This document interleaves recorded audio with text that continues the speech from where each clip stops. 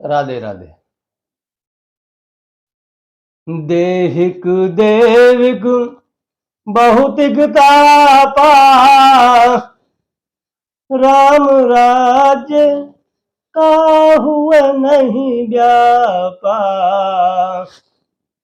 देहिक देविक अर्थात शरीर का और देवों का, देहिक देविक बहुतिक तापा, ये देह का और देवों का जब राम राज्य होता है तो ये शरीर को कोई तकलीफ भी नहीं होती, जीवन को कोई तकलीफ नहीं होती, क्योंकि राम राज्य उसी को कहते हैं जिसमें आदि व्याधि और उपाधि ये सारी चीजें ना हो। क्योंकि जीवन के अंदर अगर कलेश हो तो किसी न किसी प्रकार से वो दुखी ही रहता है। राम राज्य था, अयोध्या जी के अंदर श्री राम जी राज्य कर रहे थे, लेकिन उस राज्य में भी कुछ लोग ऐसे थे जिनको राम राज्य हजम नहीं हो रहा था। जैसे अपने कहावत है ना कि कुत्ते को घी कभी हजम नहीं होता, उसी प्रकार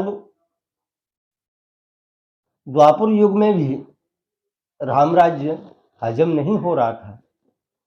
उसके कारण श्री सीता माता जी को वनवास जाना पड़ा।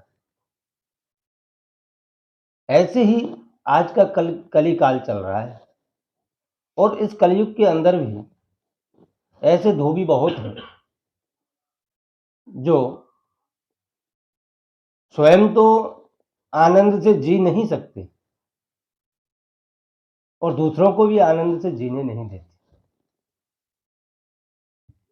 जैसे कि एक भाई था, पूरे गांव को परेशान किया करता था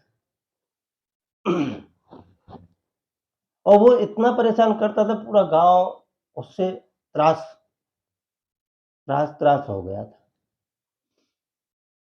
कि सब भगवान से प्रार्थना करने लगे कि प्रभु अब तो इसको उठा लो।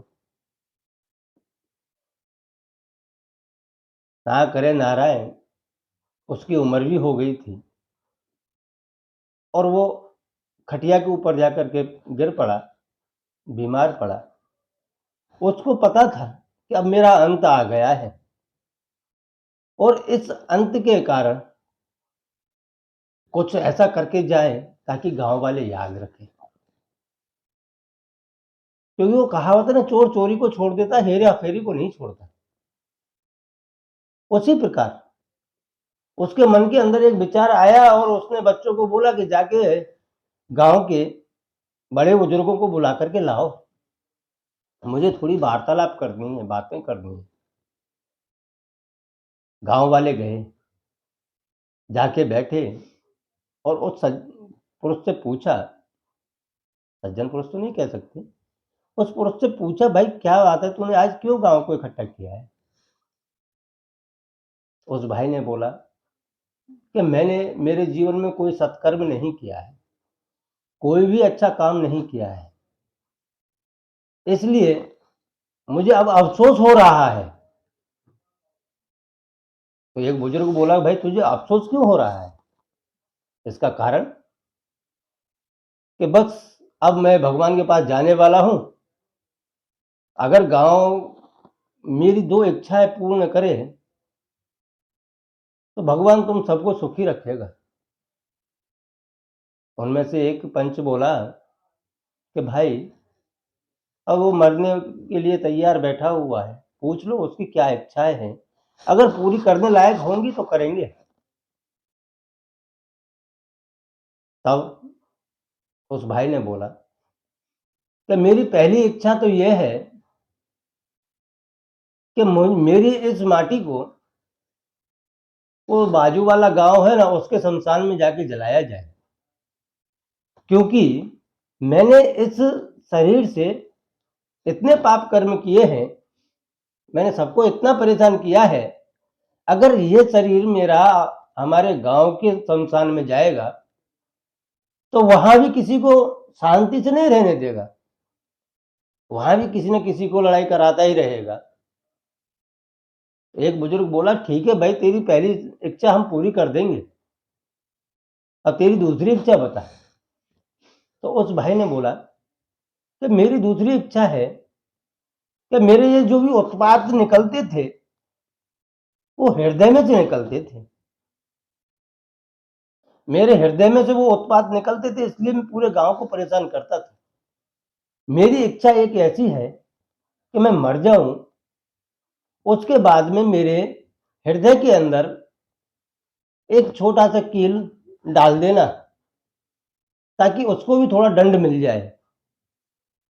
एक बुजुर्ग बोले, यार मरने के बाद में तो हमारा पूरा शरीर माटी हो जाता है, उसको कोई पीड़ा होती नहीं है, चलो आपकी ये इच्छा भी पूरी की जाएगी। करनी को कौन मिट सकता है। थोड़ा समय गया, थोड़ा समय जाने के बाद में उस इंसान की मृत्यु हो गई। पूरा गांव इकट्ठा हुआ, भगवान से प्रार्थना कर रहा था, अच्छा हुआ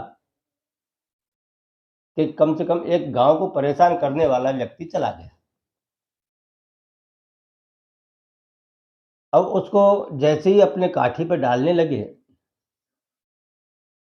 उसकी ननामी तैयार कर रहे थे, उसी समय एक चंचल व्यक्ति था, बच्चा ही था, उसने बुजुर्गों को बोला कि उसकी दूसरी इच्छा तो बार पूर्ण करो, एक इच्छा तो आप लेकर के जा रहे हो, दूसरी भी उसकी इच्छा थी, उसको भी पूरी करो।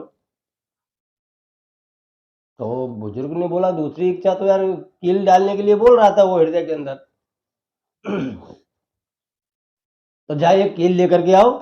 उसने उस बच्चे को भेजा, पर बच्चे था तो उससे पूरा पूरा परेशान था। उसने कहा, साले कील क्या डाले, इससे अच्छा है कि इसके हृदय के अंदर एक सब्बल डाल देते हैं। तो उसने एक बड़ा सा सब्बल लिया और उसे डाल दिया। ननामी तैयार करके लेकर के जा रहे थे,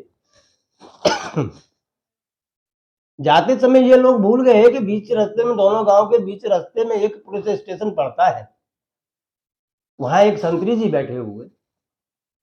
संतरी जी ने देखा कि ये बाजू वाले गांव वाले खुद के शमशान में ना ले जाकर के किसी मर्दे को दूसरे गांव के शमशान लेकर के जा रहे हैं, उसका कारण क्या है। तो उसने ननामी को रुकाया और बोला कि भाई उसको पहले नीचे रखो, और ये बात क्या है, आप अपने शमशान में क्यों नहीं ले गए इसे। तब एक बुजुर्ग ने बोला, साहब कारण छोटा सा ही है कि इस भाई की इच्छा थी कि मेरे शरीर को दूसरे पड़ोसी वाले गांव के शमशान में जलाया जाए। अच्छा, इसकी इच्छा थी, ये तो बात मैं मानता हूं, लेकिन पहले इसको खोलो, इसके अंदर डाला क्या गया, मुझे कुछ और महसूस हो रहा है। जब ऊपर से कफन हटाया गया तो उसको देखा तो उसके हृदय के अंदर सब्बल गड़ा हुआ था।